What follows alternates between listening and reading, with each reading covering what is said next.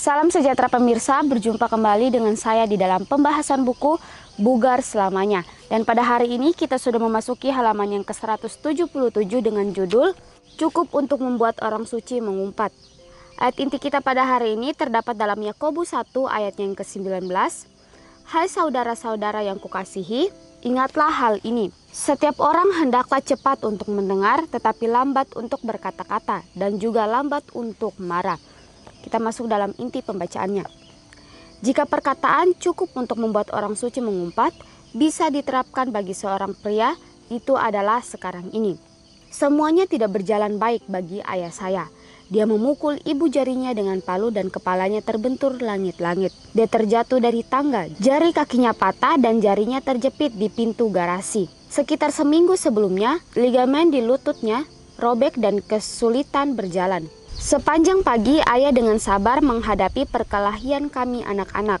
Dan seolah-olah ini belum cukup untuk menguji kesabaran seorang pria, di saat kecerobohan, saya telah membiarkan pintu kandang burung beo terbuka. Dan burung beo cantik kami bernilai lebih dari $1,5 US kabur. Saya mengharapkan serentetan keluhan. Bagaimana bisa? Kenapa kamu bisa begitu? Kapan kamu benar-benar bisa belajar? Serta penekanan dan ungkapan lainnya yang dimaksudkan untuk menghukum dan memberi peringatan atau perintah.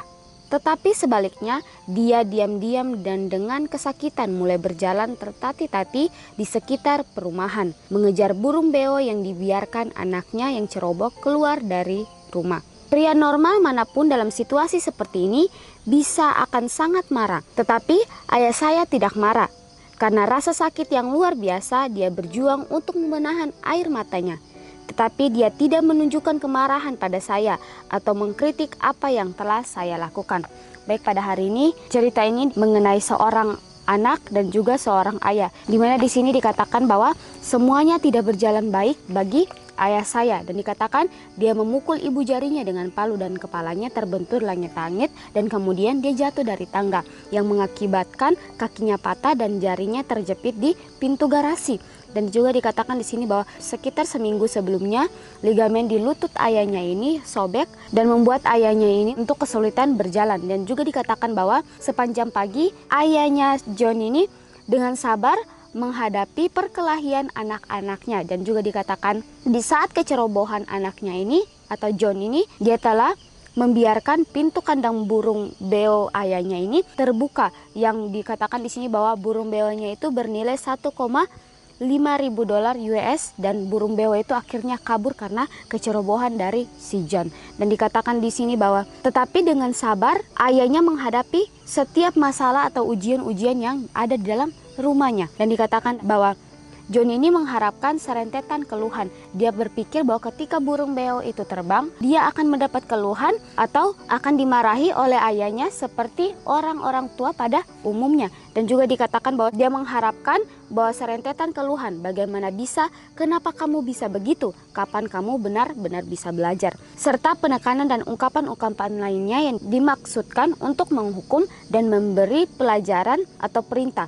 Tetapi sebaliknya, ayahnya John ini diam-diam dan dengan kesakitan mulai berjalan tertati-tati untuk mencari akan burung beo tersebut.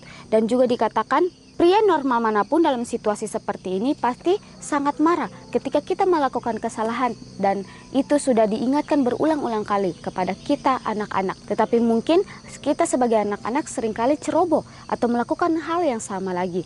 Dan dikatakan di sini bahwa seperti orang tua pada umumnya, mereka pasti sangat marah karena mereka sudah selalu mengingatkan kepada kita untuk melakukan hal yang benar, untuk melakukan sesuatu dengan ketelitian. Tetapi di sini dikatakan ketika burung beo yang bernilai $1,5 US ini kabur, sebaliknya ayah daripada si John ini dia tidak marah terhadap John. Malahan dikatakan dia mengejar akan burung beo tersebut dengan kesakitan, dengan kondisi kakinya yang sementara sakit. Dan juga dikatakan bahwa jam demi jam berlalu, kepincangan ayah bertambah parah saat dia berlari ke satu tempat, kemudian ke tempat yang lain, berusaha agar burung beo itu tetap terlihat. Seringkali dia melakukan sesuatu, dia mengucapkan doa singkat lalu terus lanjut. Setelah berusaha menghindari ayah lebih dari 2 jam, burung itu hinggap di atas rumah tetangga. Harapan ayah bangkit saat dia mendapatkan tangga dan dengan perlahan naik ke atap.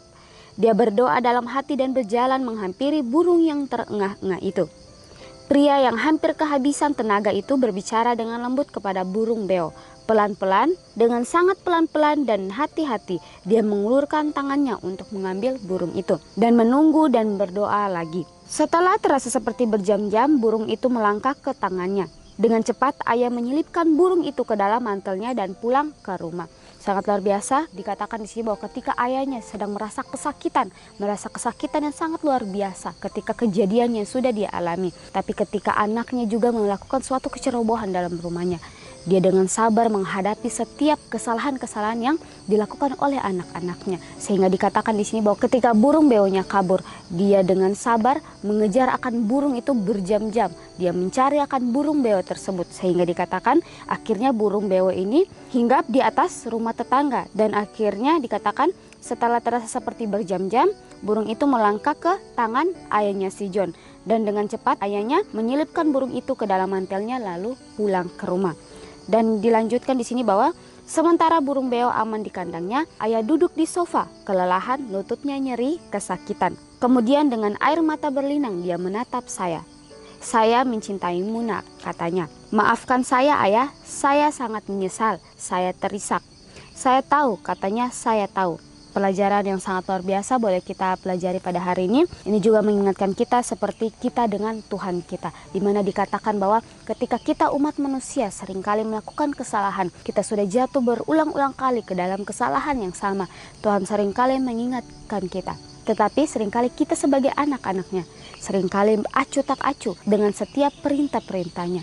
Tetapi di mana dikatakan dari pelajaran ini menginspirasikan kita kembali, memberikan kita gambaran bahwa kasihnya Tuhan, cintanya Tuhan kepada kita umat manusia tidak ada batasannya. Dia mencintai kita lebih dari apapun, sehingga dia rela turun ke dunia ini untuk memberikan dirinya. Dia menebus kita umat manusia sehingga kita boleh diselamatkan. Dan juga dikatakan ketika kita melakukan kesalahan, dia selalu memberikan kita kesempatan berulang-ulang kali. Seperti orang tua kepada anaknya. Ketika anaknya sudah melakukan kesalahan, orang tua itu selalu mengingatkan anaknya, selalu membimbing anaknya ke jalan yang benar, melakukannya hal-hal yang benar.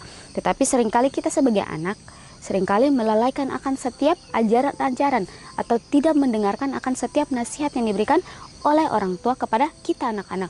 Sama halnya kita dengan Tuhan kita. Ketika kita sudah berulang-ulang kali diingatkan oleh Tuhan untuk melakukan hal-hal yang benar, dan ketika kita sudah mendengarkan akan nasihat tersebut, apakah kita mau melakukan akan setiap hal yang benar dalam kehidupan kita, ataukah kita selalu melakukan kesalahan dalam kehidupan kita?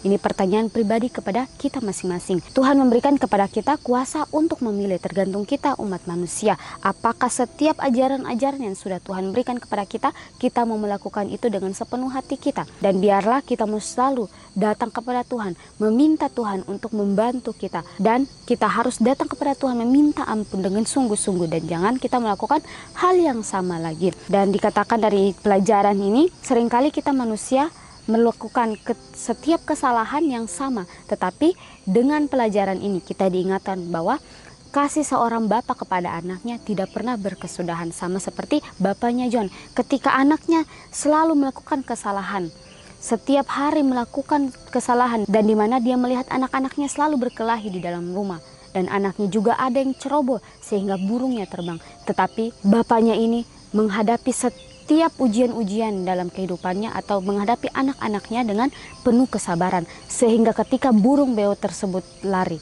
dia dengan sabar mencari akan burung beo tersebut. Ini pelajaran kepada pribadi, lepas pribadi kepada kita manusia. Biarlah kita mau selalu mendengarkan akan setiap apa yang Tuhan katakan dalam kehidupan kita. Biarlah kita mau selalu menuruti dengan sepenuh hati kita. Dan dikatakan bahwa ketika kita melakukan kesalahan, Tuhan tidak langsung menghukum kita, tetapi bagaimana dia mempunyai kesabaran yang sangat luar biasa. Dia mau memberikan kita kesempatan untuk merubah akan kehidupan kita. Dia mau memberikan kita kesempatan untuk kita dapat memperbaiki diri kita kembali. Jadi ini juga dikatakan bahwa ketika burung beo itu sudah dimasukkan ke kandang, ayahnya John duduk di sofa, kelelahan, lututnya nyeri, kesakitan. Kemudian dengan air mata berlinang dia menatap saya. Saya mencintaimu nak, katanya. Maafkan saya ayah, saya sangat menyesal, saya terisak. Ya, seperti halnya dengan kita dengan Bapa kita di surga. Ketika mungkin kita sudah melakukan kesalahan dalam hati kita, kita merasa menyesal. Dan ketika kita menyesal, kita datang kepada Bapa kita. Kita meminta ampun dengan sungguh-sungguh. Mengatakan, Tuhan ampuni saya dengan setiap kesalahan yang saya lakukan. Tapi ketika kita sudah minta ampun, biarlah kita mau meminta Tuhan untuk menyanggupkan kita. Supaya kita tidak melakukan hal yang sama. Dan kita tahu cerita daripada pengorbanan Tuhan di kayu salib. Dia rela datang ke dunia ini untuk menyerahkan hidupnya. Untuk menebus kita, anak-anaknya. Dia merasakan kesakitan ketika dia disiksa. Ketika dia di atas kayu salib, dia menderita. Tetapi bagaimana? Dia mempunyai cinta yang sangat luar biasa. Sehingga ketika dia merasa kesakitan pun, ketika dia akan mati di kayu salib, dia mengatakan, Bapa ampunilah mereka, karena mereka tidak tahu apa yang mereka lakukan. Kasih yang sangat luar biasa dan cinta yang sangat luar biasa yang Tuhan berikan dalam kehidupan kita. Untuk itu kesempatan yang Tuhan berikan, janganlah kita pernah sia-siakan itu. Biarlah kesempatan yang sudah Tuhan berikan, kita boleh mempergunakan itu dengan sebaik-baik mungkin untuk merubah akan setiap perilaku dan juga kehidupan kita. Dan juga dikatakan ketika kita melakukan kesalahan, Tuhan sedih melihat akan tingkah laku kita. Ketika kita menyakiti hatinya, ketika kita sudah melakukan hal-hal yang menyakiti hati Tuhan, yang membuat Tuhan sedih, melihat setiap akan perilaku kita. Tetapi bagaimana Dia mau selalu mengampuni kita. Tetapi janganlah kita manusia mempergunakan kasih karunia yang Tuhan berikan itu dengan seenaknya. Ketika Tuhan memberikan kasih karunia itu, biarlah kita mempergunakan itu untuk memperbaiki akan diri kita. Sama seperti yang dikatakan di sini bahwa kemudian dengan air mata berlinang Dia menatap saya dan mengatakan, saya mencintaimu nak, katanya. Ya, seperti Tuhan. Dikatakan ketika Tuhan sudah rela mati di atas kayu salib, menanggung setiap penderitaan, merasakan kesakitan yang dialami di atas kayu salib. Tetapi Dia mengatakan, Dia selalu akan mencintai kita anak-anaknya. Dia rela datang ke dunia ini untuk kita umat manusia. Untuk itu kita manusia, biarlah kita mau melihat akan setiap cinta dan kasih sayangnya Tuhan kepada kita manusia. Janganlah kita selalu mempergunakan akan kasih karunia Tuhan yang sudah Tuhan berikan kepada kita dengan sembrono. Tetapi biarlah dengan kesempatan-kesempatan yang sudah Tuhan berikan, kita gunakan itu untuk memperbaiki akan diri kita masing-masing. Ya, baik pemirsa, mungkin ini pembahasan yang bisa saya bahas pada hari ini. Kita akan berjumpa kembali di dalam pembahasan yang berikutnya. Salam sejahtera dan Tuhan memberkati kita semua.